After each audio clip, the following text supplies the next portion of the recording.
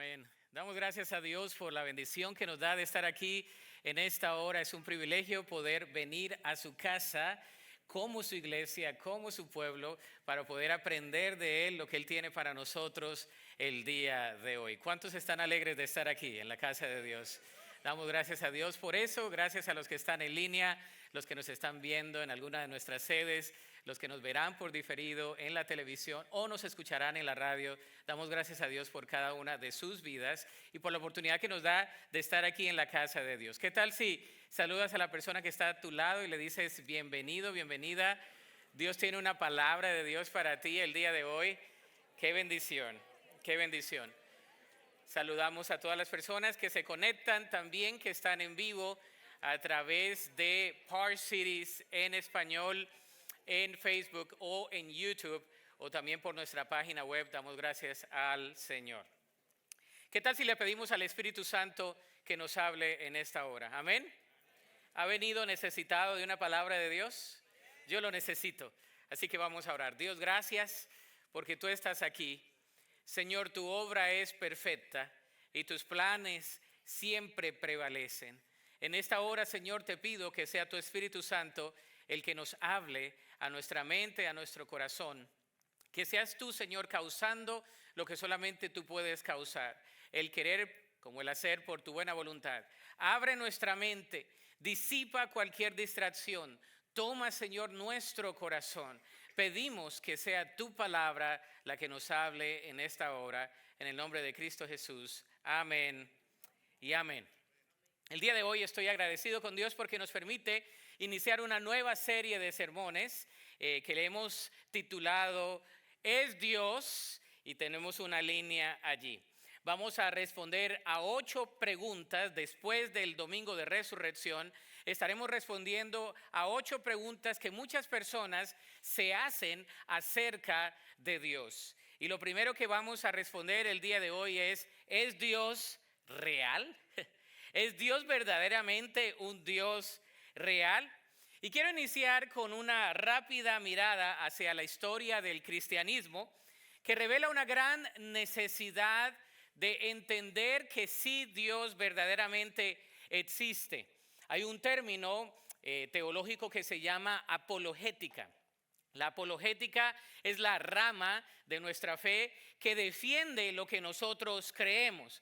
En otras instancias, la apologética es la que nos ayuda a tener el sustento de por qué creemos lo que creemos. Si una persona nos pregunta, ¿por qué crees tú lo que crees? Que tú puedas decir, yo defiendo el evangelio y estas son las pruebas. El día de hoy, si usted es una persona escéptica, si usted es una persona que ha tenido dudas, si usted es una persona que dice, verdaderamente, ¿será que Dios existe? El día de hoy, la palabra de Dios nos va a responder a esa disyuntiva de si Dios existe o no. Así que este mensaje es un poco denso, un poco filosófico, un poco teológico. Para aquellos de ustedes que les gusta la teología, el día de hoy vamos a usar mucho nuestro razonamiento. Hemos pedido al Espíritu Santo que nos hable y creo que Él lo va a hacer. ¿Cuántos dicen amén? Así que imagínense que en una investigación reciente llevada a cabo por el grupo investigativo de Barna, la siguiente estadística fue arrojada. El 43% de los encuestados en Estados Unidos dijo que no importaba qué fe religiosa siguiésemos porque todas enseñan las mismas lecciones, mientras que el 54% de los estadounidenses no está de acuerdo. El 50% de los estadounidenses creen que todas las personas eventualmente son salvas o aceptadas por Dios, sin importar lo que hagan, mientras que el 40% piensan que no lo es. Con una población en este país tan dividida, se espera que estos temas sigan motivando para que nosotros como creyentes podamos hacer una defensa de nuestra fe. El mundo se ha vuelto pequeño con ser interconectado a través del internet. Hay tanta sobrecarga de información que hay personas que se confunden acerca de la realidad de la fe. La apologética nos debe ayudar a aprender a cómo defender nuestra fe, pero también a cómo evangelizar a otros a través de la fe que tenemos. La necesidad de una apologética reflexiva y centrada en la gracia de Dios es más necesaria el día de hoy que cualquier otro día de la historia, debido a 4 cambios filosóficos. Yo quiero que los anoten, no están ahí en la pantalla. El primero es el secularismo, no está en la pantalla, eso se lo doy gratis, ahí va. Que es una indiferencia, rechazo o exclusión de la religión y las consideraciones religiosas. Vivimos en una era secular. Ahora a la gente no le importa en qué cree.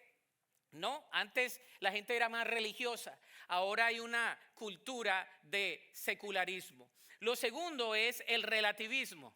El relativismo es la posición filosófica de que todos los puntos de vista son igualmente válidos y que toda verdad es relativa al individuo. En otras palabras, nosotros tenemos en nuestro léxico esta expresión que dice, todo es relativo. ¿Cuántos han dicho eso? Diga, confiésese. La verdad es que nuestra cultura nos lo hace decir. No, todo es relativo. En otras palabras, todo depende de dónde lo mires. Si tú miras que verdad que este color es rojo, se te tiene que respetar que es rojo cuando es gris. Yo soy medio daltónico, pero creo que es gris. ¿Cuántos dicen amén? ¿Es gris? Bueno, gracias. Pero ese es el relativismo. Lo tercero es el pluralismo. El pluralismo considera que todas las religiones son legítimas y válidas cuando se les considera desde su propio trasfondo cultural y tradición. El pluralismo considera que todas las religiones son legítimas y válidas cuando se le considera desde su propio trasfondo cultural y tradición. Es decir, vivimos en una sociedad pluralista. No importa, todos los caminos nos llevan ¿a dónde? A Dios. ¿Sí o no? ¿Cuántos hemos escuchado eso? No importa qué camino vayas, todos los caminos nos llevan a Dios. Bueno, eso es una persona pluralista. La sociedad nos ha creado nuestra estancia en eso. Lo cuarto, él es universalismo, va gratis ahí. El universalismo es la enseñanza de que todas las personas finalmente irán al cielo. Los universalistas dicen que hay algunos que van a ir al cielo sin que lo merezcan porque Dios es tan bueno que todos van a ir al cielo simplemente porque son criaturas de Dios. ¿Cuántos han escuchado eso? Todos van para el cielo. Bueno, no todos van para el cielo. Hay algunos que dicen, usted va, después de que muera, va a ir al cielo. No todos van para el cielo. La palabra de Dios es explícita en enseñarnos eso. 4 corrientes. Si no la escuchó, mire el YouTube después de este mensaje. El contexto de la serie de sermones es la siguiente. En la historia, la gente se ha hecho la pregunta, ¿es Dios real? U otra pregunta subyacente, ¿verdaderamente existe Dios? U otra pregunta es, si Dios existe, ¿cómo puedo probar que verdaderamente existe? ¿A cuántos les han hecho esa pregunta? Levante la mano. Bueno, el día de hoy, tome nota, porque hoy vamos a aprender juntos. ¿Cuántos buenos estudiantes hay aquí? No importa si usted es mal estudiante, el Espíritu Santo está aquí y lo capacita. Y esa es la ventaja de estar en la iglesia, que tenemos el Espíritu Santo que nos abre el entendimiento a los que a veces nos falta un poco. El Espíritu Santo llega y dice, antes no entendía, cabecita inteligente, ahora sí entiendes, por el poder del Espíritu Santo. Sabes, hay otra encuesta reciente en los Estados Unidos, en el 2023 en este país, se arrojó que el 74% de los estadounidenses creen en Dios, en comparación al 92% que profesaban lo mismo en el año 2012, de acuerdo con Gallup Poll. Solo en 11 años, 22% han dejado de creer en Dios y ya no profesan a Dios como tal. Ese es el pluralismo, secularismo, relativismo en vivo que estamos viendo aquí. La pregunta del existencialismo que todos los seres humanos nos hemos hecho, como ¿hay algo más importante de todo lo que vemos? ¿Usted se ha levantado algún día y ha dicho, ¿para qué sirvo? ¿Para qué estoy? ¿Para qué soy bueno? ¿Quiénes han hecho esa pregunta? Bueno, eso es un argumento de la existencia de Dios, lo vamos a ver el día de hoy. Por eso el día de hoy comenzamos con una serie de sermones titulada Dios es. Y la pregunta que vamos a responder el día de hoy, ¿es Dios real? ¿Es Dios real? Y para responder a esa pregunta vamos a leer el pasaje bíblico que nos va a ayudar a responder a esta disyuntiva. Se encuentra en Romanos, el libro de Romanos, que se reconoce como la constitución neotestamentaria de doctrina del creyente. Romanos capítulo 1, del versículo 16 al versículo 25. Me pusieron esta pantalla aquí como maestro. Vamos a leerlo. ¿Estamos o no estamos? Ahí va. Dice el versículo 16. Porque no me avergüenzo ¿de qué? Del evangelio, porque es poder de Dios para salvación a todo aquel que cree. Al judío primeramente y también al griego. Versículo 17 dice, porque en el evangelio la justicia de Dios se revela por fe y para fe. Como está escrito, mas el justo por la fe vivirá. Versículo 18 dice, porque la ira de Dios se revela desde el cielo contra toda impiedad e injusticia de los hombres que detienen con injusticia la verdad. Versículo 19 dice, porque lo que de Dios se conoce les es ¿qué? Manifiesto, pues Dios se lo manifestó. Versículo 20 dice, porque las cosas invisibles de Él, su eterno poder y deidad, se hacen claramente visibles desde la creación del mundo, siendo entendidas por medio de las cosas hechas. De modo que lo que no tienen, ¿qué? Excusa, dice ahí, pues habiendo conocido a Dios, no le glorificaron como a Dios, ni le dieron gracias, sino que se envanecieron en sus razonamientos y su necio corazón fue entenebrecido. Versículo 22 dice, profesando ser sabios, se hicieron ¿qué? Necios, y cambiaron la gloria de Dios incorruptible en semejanza de imagen de hombre corruptible, de aves, de cuadrúpedos y de reptiles. El versículo 24 dice, ya que cambiaron la verdad de Dios por la mentira, dice, honrando ¿a qué? Y dando culto a sus criaturas antes que al Creador, el cual es bendito por los siglos. Que Dios bendiga su palabra. Es una palabra densa, pero tenemos al Espíritu Santo que nos va a ayudar a entenderla el día de hoy.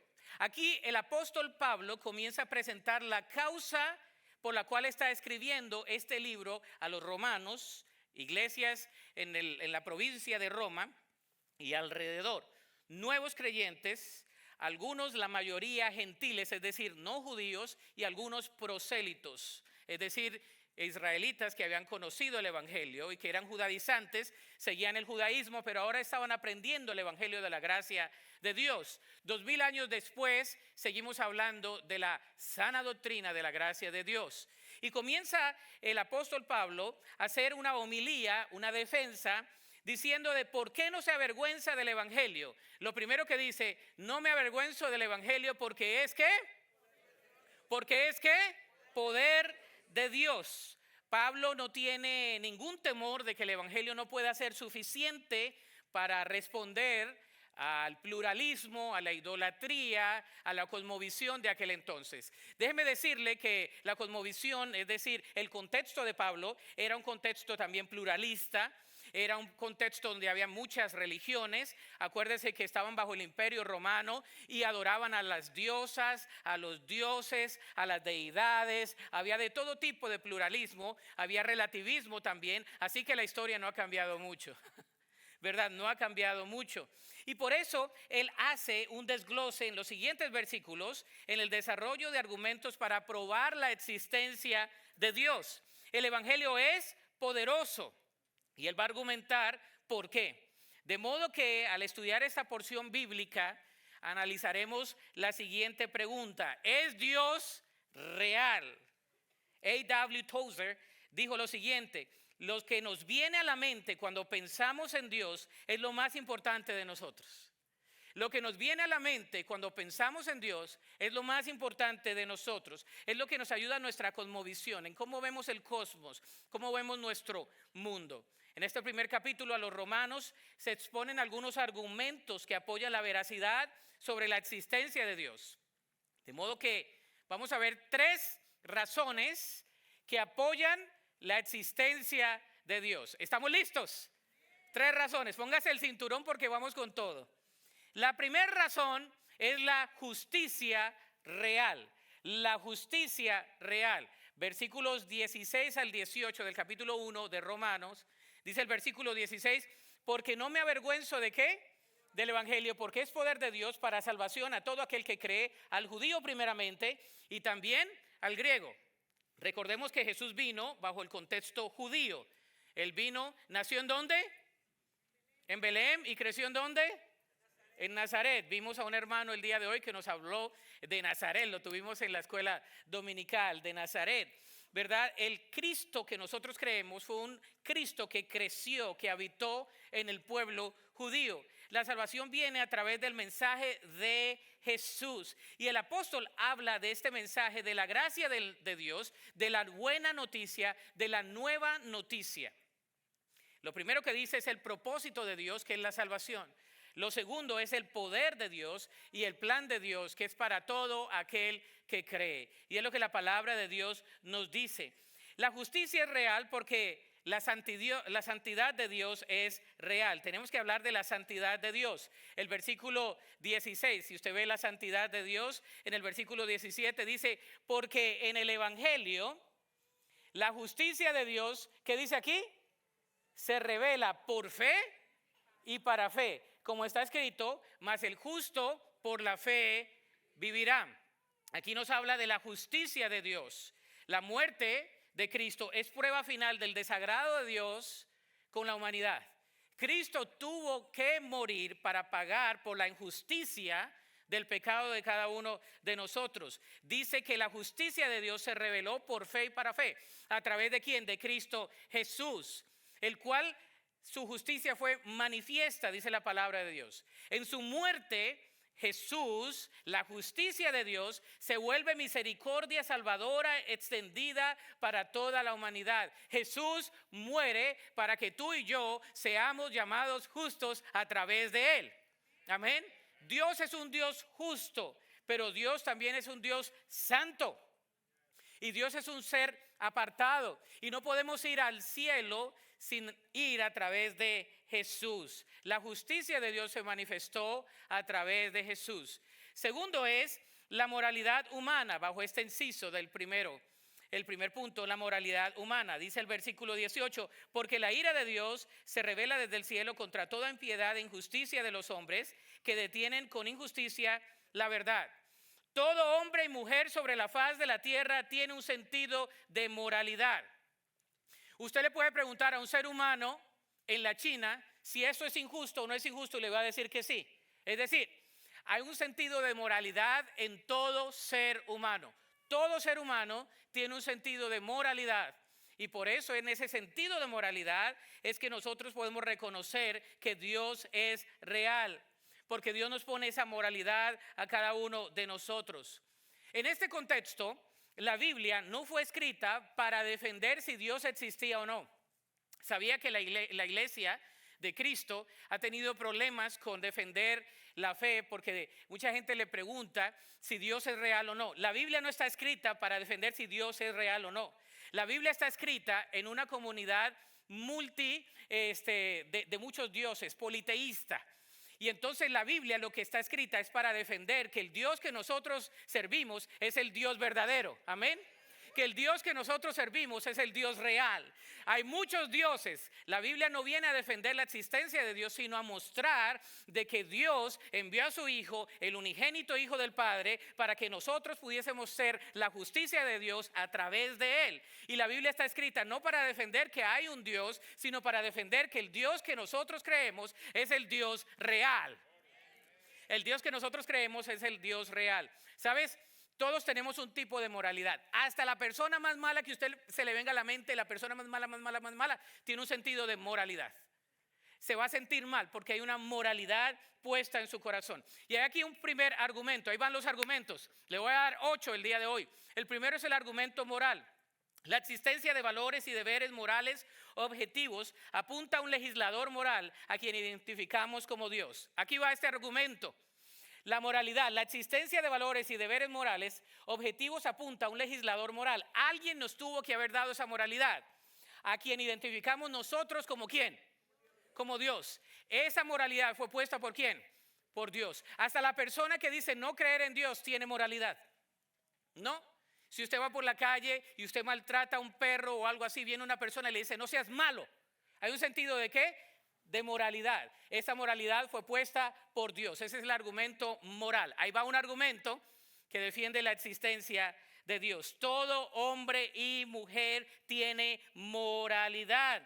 Porque el apóstol Pablo lo aborda como justicia e ira. La santa reacción de Dios al pecado, el bien y el mal, determinados solo por Dios e incrustados en nosotros y en todas las cosas. La creación tiene la moralidad de Dios. Hasta la persona más dura de corazón tiene moralidad porque ha sido creada por Dios y tiene el reflejo, la imagen de Dios y semejanza de Dios. En esa persona se llama moralidad. Yo he ido a algunas cárceles y en mi país que no están tan incómodas de aquí. Y he hablado con personas que han sido condenadas de por vida y esas personas tienen moralidad en su corazón. Y son personas sensibles porque el Señor ha puesto moralidad en su corazón. Y ese es un argumento de la existencia de Dios. ¿Quién puso la moralidad en el corazón? ¿La puso quién? Dios. ¿Quién puso el sentido de justicia? Dios. Usted sabe de la injusticia aquí, vuelvo a decir, en la China y en la Conchina. Aquí en México, en Colombia, donde sea, usted sabe cuál es la moralidad, porque Dios ha puesto moralidad en todo ser humano. Y esa es una clave para nosotros defender nuestra fe, un argumento. Romanos 2:15, y usted dice, pastor, ¿pero de dónde sacó eso? Ahí va, la Biblia. Romanos 2:15 dice, mostrando la obra de Dios, escrita ¿en dónde? Ok, otra vez, mostrando la obra de Dios, la ley de Dios, escrita ¿en dónde? La ley es la misma palabra, justicia, moralidad. Dice, dando testimonio, ¿en dónde? En su conciencia y acusándoles o defendiéndoles en sus ¿qué? ¡Oh! ¡Qué bueno es esto teológicamente hablando! Cuando usted hace algo malo, usted le remuerde la conciencia. Sea cristiano o no sea cristiano, ¿sí o no? Antes de conocer a Cristo, usted ya tenía una conciencia. Usted tenía un sentido de moralidad. ¿Quién le puso eso ahí? El cosmos. Dios le puso la ley escrita ¿en dónde? En su corazón. Y no hay excusa, dice la palabra de Dios. Dice que dan testimonio a su conciencia, acusándoles o defendiéndolos en sus razonamientos. ¿Sabes? Hasta la persona que va a hacer un asesinato va y le pide perdón a Dios después. Primero se encomienda para que lo guarde y después se encomienda para que lo perdone. Porque hay un sentido de ¿qué? De moralidad, escrita en los corazones, puesta por Dios. Pero sigamos que esto se sigue poniendo bueno. Segunda razón es la revelación es real. Primero, la justicia es real. Segundo es la revelación es real. Dios se hizo claro. Algunas personas que dicen, pero yo no entiendo a Dios. Dios no se ha hecho claro a mi vida. ¿Qué puedo saber de Dios? Bueno, la palabra de Dios lo dice. ¿Cómo se hizo real? Primero es la revelación general, que es a través de su creación. ¿A través de qué? Dice la palabra, a través de su creación. Versículo 19, yo quiero que lo lea conmigo. Dice, porque lo que de Dios se le conoce, les es que manifiesto, pues Dios se los manifestó. Esto es lo que se llama la revelación general para los teólogos en la sala. La revelación general es la creación. Ay, donde usted sale y donde usted dice, ¿cómo es que todo lo creado puede haber salido de la nada? Oiga, ¿usted ha escuchado los pajarillos en la mañana? ¿Usted ha visto la creación en diferentes lugares? Nosotros venimos de Latinoamérica y todos los países latinoamericanos son hermosos. ¿Cuántos dicen amén?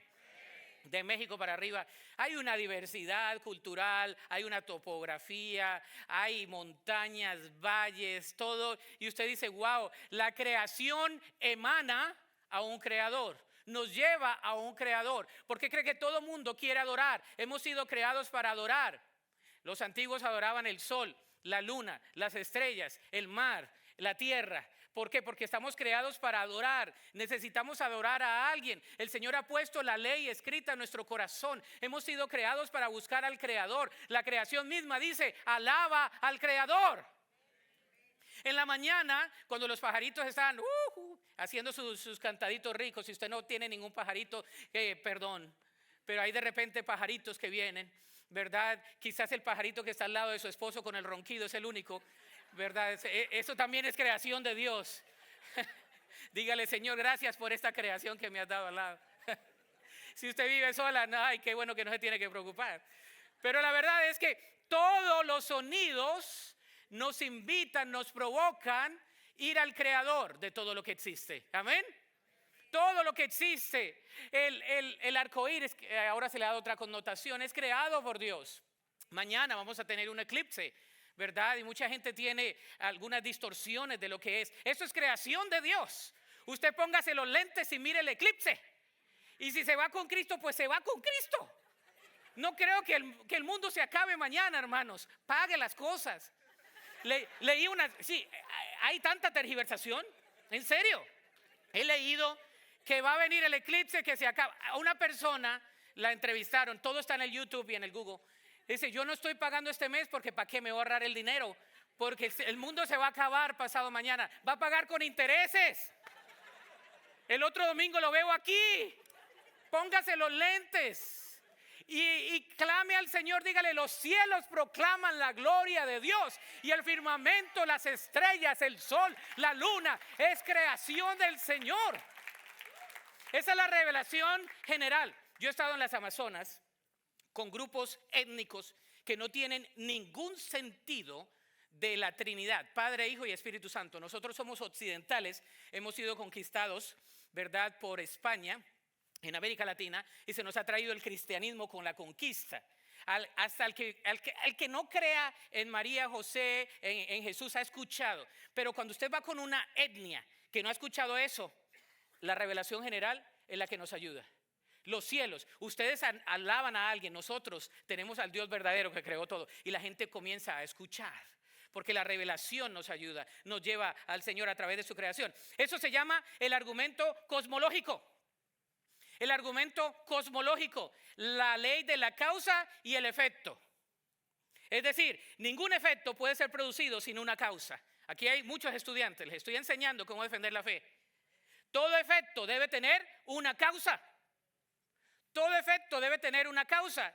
Y hasta en la causa sin causa es Dios, porque Él puso todo a surgir. Él puso todo a surgir. Llegamos a la causa sin causa, que es Dios. Tomás de Aquino fue el proponente mayor de este movimiento. Todo causa tiene un efecto, ¿no? Te dice, no me va a hacer nada. Siga comiendo grasa y le va a pegar las arterias, le va a dar algo en las arterias. ¿Por qué? Porque una causa tiene su efecto. No le eche la culpa a Dios. Dios no me cuidó mi salud. No, fue usted solo. Comiendo toda la grasa. Bueno, la del chicharrón dicen que si no le ponen nada que es buena, salió Harvard. Así que yo me voy a comer mi chicharrón hoy. Me dieron ganas de bandeja paisa, Señor de la gloria. El Señor se está moviendo. Porque ahora dicen que el chicharrón es bueno. Harvard lo dijo, ¿no? Antes nos decían que el chicharrón horrible. Ahora, si le pones con otro tipo de aceite, es otra cosa. Pero la verdad es que, cierro paréntesis, ¿verdad? La verdad es que Dios nos ha dado a nosotros, a través de su creación, un argumento cosmológico. Todo efecto tiene una causa. El doctor Nicolás Pereira es, no sé si todavía lo es, o era el decano del Departamento de Astronomía en la Universidad UT-RGV, Universidad de Texas Rio Grande Valley. Él dice que él llegó a conocer a Dios a causa de la matemática, no a causa de nada. Él dice que la probabilidad de que hayamos salido de la nada es casi nula matemáticamente. Y él dijo, yo traté por todos los medios de ir en contra de la fe. Traté de buscar a Dios de otras maneras y tuve que regresar a la matemática. Y puedo trazar matemáticamente hasta la estrella de Belén. Puedo trazar los eventos hasta el día que se perdió. Puedo trazar todo matemáticamente. Todo me lleva científicamente, como científico, a creer de que no somos salidos de la nada. Hay una probabilidad a la potencia del millón de que hayamos salido de la nada. Hemos sido causados por un gran causante y yo tuve que creer en Dios, mi creador. Porque Dios nos creó a todos nosotros. Amén. Si va a aplaudir, aplauda bien, por favor. Porque fue creado por Dios. ¿Sabes? A través de su creación. Segundo, a través de los argumentos contundentes. Versículo 20. Mire, versículo 20, aquí está en la pantalla, dice, porque las cosas invisibles de la creación, de Él, su eterno poder y su deidad, recordémonos que está hablando a un mundo politeísta, se hacen claramente visibles desde la creación del mundo, siendo entendidas por medio de las cosas que hechas, de modo que no tienen excusa. Toda la creación alabe al Señor. Me gusta esa canción, que toda la creación, no, ya se ha hecho, ese es el Salmo 150. ¿verdad? Versículo 6. Toda la creación alabe ¿a quién? Al Señor. Toda la creación alaba al Señor. Si a usted no le gusta alabar, si no le gusta cantar, no se preocupe. Afuera va la gente, ¿verdad? Puede escuchar que la creación alaba al Señor. Usted vaya al mar, las olas alaban al Creador. Usted vaya a lo más recóndito, a un bosque, y va a tener un encuentro con Dios a través de la misma naturaleza. Porque la naturaleza clama a Dios. Dice, las cosas, la creación del mundo, siendo entendidas por medio de las cosas ¿qué? Hechas, de modo que no tienen ¿qué? Excusa. Ahí hay otro argumento, y es el argumento del diseño. Todo diseño tiene un diseñador. ¿Usted sabe que usted ha sido diseñado por Dios? Pablo señala todo eso como las cualidades invisibles de Dios. Toda la creación alaba al Señor. La belleza tiene un diseñador. Dios no carece de creatividad. No hay nadie en el mundo como usted y como yo. Gracias al Señor por algunos. No hay ninguno. Por ahí dicen el dicho, mal dicho o bien dicho, que dice que Dios nos creó y rompió el molde. Claro, Dios no carece de creatividad. Si le puso la nariz que le puso como la mía, pues gloria a Dios. Si le puso la cabeza que le puso, pues gloria a Dios. Usted es diseñado, dice la palabra de Dios en el Salmo 139, 16 al 19, que Él nos hizo en el vientre de nuestra madre. Que todavía no abríamos los ojos cuando el Señor ya sabía nuestros planes. ¿Cómo le queda eso? ¿Cómo le quedó el ojo? El Señor ya lo hizo a usted así como es. Güerito, morenito, sabrosito, gordito, bueno, quizás usted solito. No sé, pero el Señor nos creó a todos. Somos diseño exclusivo de Dios. Diseño exclusivo de Dios, las cualidades. Ese es el argumento teleológico. El argumento teleológico dice que todo diseño tiene un diseñador. Hay otro argumento y es el argumento del sentido y del propósito. Ese es otro argumento. El argumento del sentido y del propósito. Hombres y mujeres a lo largo de la historia y de los siglos se han preguntado, ¿por qué estoy aquí? El argumento del sentido y del propósito dice, ¿por qué estoy aquí? ¿Usted se ha hecho esa pregunta? ¿Para qué estoy aquí? ¿Para qué sirvo? ¿De qué sirvo? ¿Para qué sirvo? ¿Por qué estoy aquí? Aquí en la Quinconchina se han hecho esa pregunta. Ese es un argumento que se llama el argumento de sentido y de propósito. Hemos sido hechos, creados por Dios para gloria suya. En esta búsqueda de significado ha sido puesta allí por nuestro Creador. Él ha puesto eternidad en nuestros corazones. Eclesiastés 3:11 dice que Él ha puesto eternidad ¿en dónde? En nuestros corazones. Diga en mi corazón. El Señor ha puesto eternidad en tu corazón. No importa de qué religión hayas sido o seas, la relación con Cristo es la que nos lleva al cielo. Amén. Pero la palabra de Dios dice que lo único que nos lleva al cielo es la relación con Cristo Jesús, pero Él ha puesto eternidad en nuestro corazón. Ese sentido de propósito. Hay personas que me dicen, tienen todavía, no sé, 70 años, 80 años, dice, yo no sé para qué viví.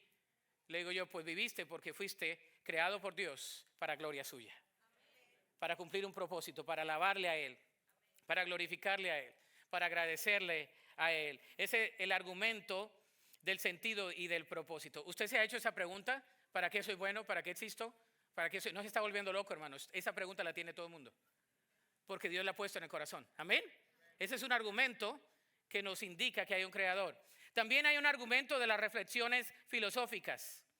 Es llevar la razón a la existencia de Dios y a la naturaleza de la realidad verdadera. La expresión que usa el apóstol Pablo es siendo entendidas. Siendo entendidas. ¿Sabes que tú y yo hemos sido creados con un intelecto que nos ayuda a tener un razonamiento para llegar a ciertas conclusiones? Si usted piensa como piensa es porque usted ha llenado su intelecto, su razonamiento para entender de esa manera. Usted sabe que las máquinas creadas, las computadoras fueron creadas por diseño de ¿qué? De nuestra mente, de nuestra razón. Claro que son más rápidas, ¿no? Y ahora con inteligencia artificial, pues ahora sí que, ¿no? Póngame a alguien que predique como el pastor Rolando y le va a salir ahí. Pues sí, en serio, todo le sale. ¿Eso es inteligencia qué? Artificial. Pero esta inteligencia no es artificial. No la puso el Señor. Algunos va a tocar así moverles un poquito, pero está ahí. Por la razón. No somos tontos, hermanos. Aprendemos de manera diferente. Amén. Somos seres racionales. Hay algunos pastores que no les gusta enseñar esto porque dicen, ay, los hermanos no van a entender. En serio. Hay pastores que yo he escuchado, yo no me meto en esos temas, pastor, porque son medio brutos. Así. He escuchado a los tremendos. No, tenemos raciocinio. Tú puedes pensar. Tú eres un ser pensante. Eres un ser inteligente. Aprendes de maneras diferentes. Claro que sí, pero eres inteligente. Porque Dios te ha hecho así. Tenemos razón. Tomás de Aquino quiso llegar a Dios a través de la razón. Nuestra fe puede ser razonada. Y hay veces donde la razón ya no nos llega, ¿verdad? Completamente, pero nos puede llevar a Dios la razón. Podemos entender a Dios. Los padres de la iglesia escribieron muchos, los patrísticos escribieron mucho acerca del razonamiento de nuestra fe, de profesar nuestra fe, pero procesándola con nuestra razón. Cuando las personas nos dicen, ¿por qué crees lo que crees? Ahora tú tienes algunos argumentos. ¿Por qué tú tienes moralidad? ¿Por qué tienes el sentido de propósito? ¿Por qué la causa y el efecto? ¿Por qué la creación? ¿Verdad? Tú puedes responder con todo eso porque tenemos razón. ¿Cuántos dicen amén? ¿Cuántos creen que son inteligentes? No, hermano, por eso estamos como estamos. ¿Cuántos creen que son inteligentes? Dios nos ha hecho inteligentes. Hay diferentes tipos de inteligencia. No todos son inteligentes para la escuela, pero algunos que son tan inteligentes con las manos, con los negocios, que te venden hasta la abuela, la mamá. Sí, hay algunos hermanos que pueden ser evangelistas que yo digo, wow, ya me convencieron. A mí me han tratado de vender de todo. Y algunos y dicen, ¿y eso de dónde salió? Dios lo puso. Dios nos hace con esas capacidades. El argumento de la razón, del filosofar. ¿Usted sabe por qué los filósofos dicen que filosofar es una de las prácticas más contundentes de la razón? Porque usted procesa el pensamiento. Los filósofos procesan el pensamiento. Un maestro de filosofía que cuando yo crecí en una escuela privada fundada por presbiterianos, el Colegio Americano. Aquí hay 2 grados del Colegio Americano de Bogotá. Pero yo en Ibagué, en mi ciudad, fui gestionado en cierta instancia, ¿verdad? Las enseñanzas en esa escuela. Pero había un maestro de filosofía y a mí me gustaba argumentar con él.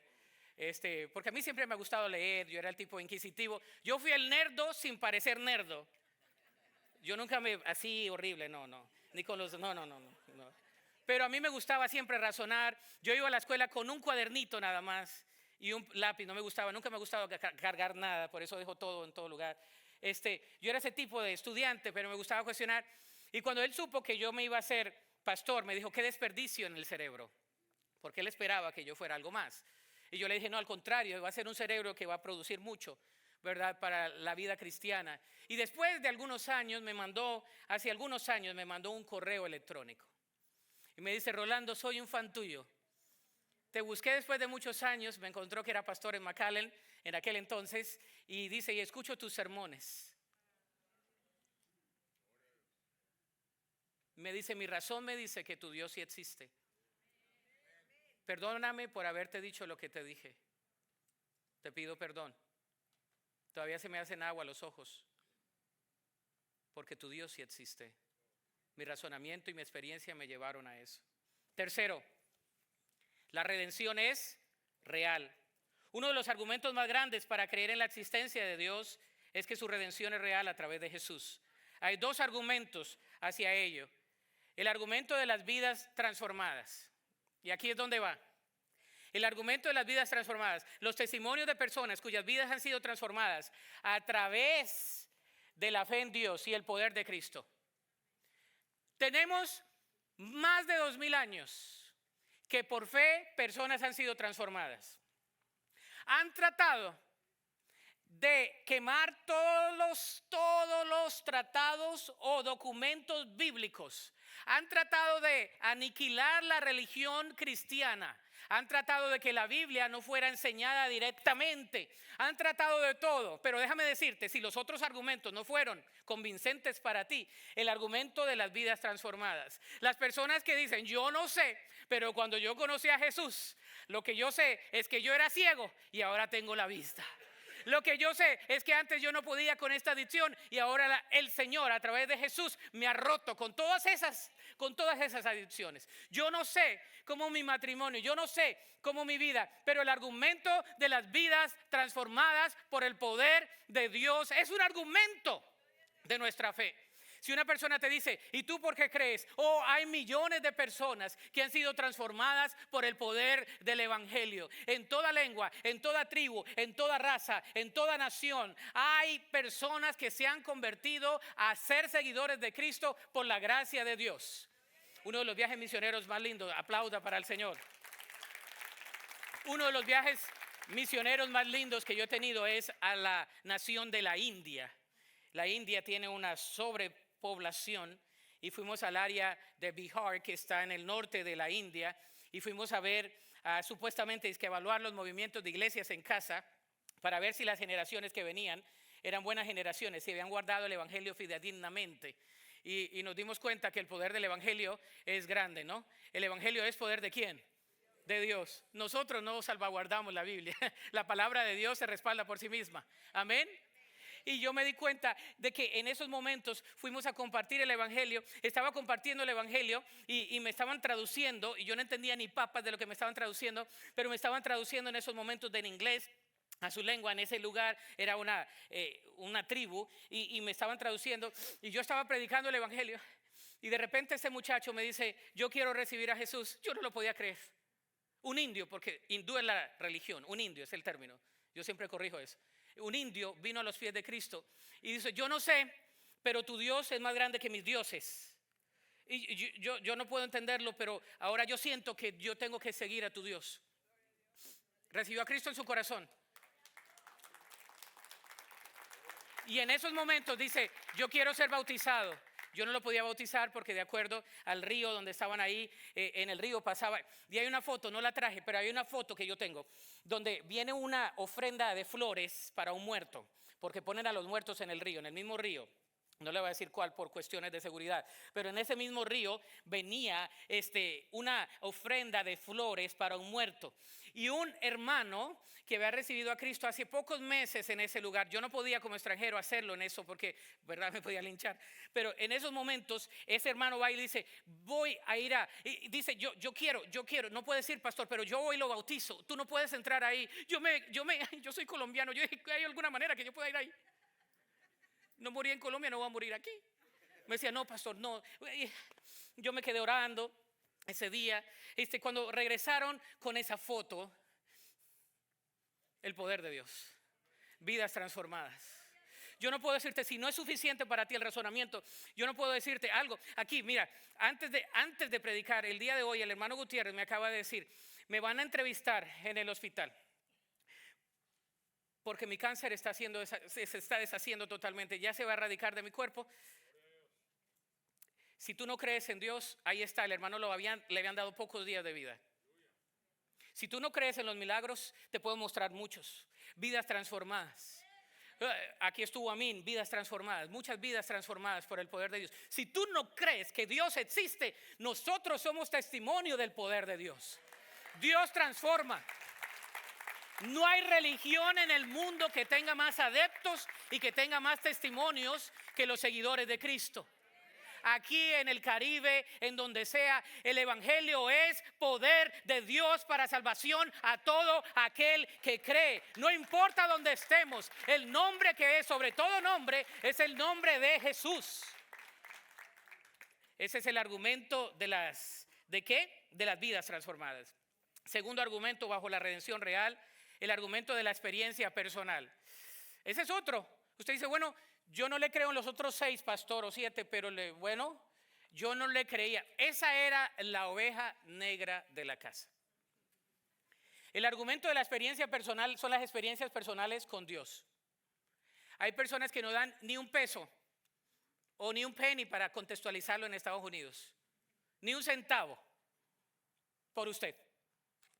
Decían, ese nunca va a cambiar. Ese nunca va a ser restaurado. Pero cuando tuvo usted un encuentro con Cristo, Dios lo transformó.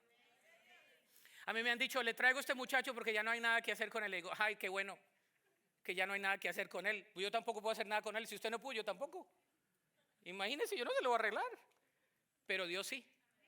Yo creo en el poder de Dios. ¿Sabe? Hay un coro de antaño, se me vienen, ¿no? Esos coritos que nos quedan de mente. La teología, que es decir, como nosotros adoramos a Dios, ¿verdad? Nuestro concepto de Dios, teología, el estudio de Dios, nuestra relación con Dios. Hay un corito de antaño que dice, yo soy testigo del poder de Dios por el milagro que Él ha hecho en mí. Yo era ciego y ahora veo la luz. Uy, son aleluyоnes. ¿La luz de qué? Ahí es donde cambian las versiones. La luz de Cristo que me rescató, algo así. Y después dice, nunca me ha dejado, nunca me ha desamparado.